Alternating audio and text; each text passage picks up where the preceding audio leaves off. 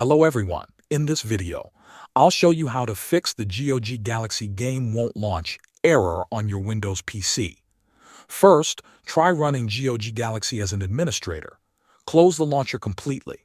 Then right-click the GOG Galaxy shortcut and select Properties. Open the Compatibility tab and enable Run this program as an administrator. Click Apply and then OK. After that, launch GOG Galaxy again and try starting the game. If the game still does not open, verify the game files. Open GOG Galaxy and select the game from your library. Next to the Play button, click the configuration icon. Go to Manage Installation and then choose Verify Repair. GOG Galaxy will now scan the game files and replace any missing or corrupted files automatically. Once the process is complete, restart the launcher and test the game again. Another common cause is missing Visual C++ redistributables.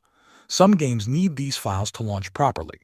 Open your browser and download the Microsoft Visual C++ 2012 Update 4 redistributable and the Visual C++ 2013 redistributable packages from Microsoft's official website. Install both versions, restart your computer, and then try launching the game again.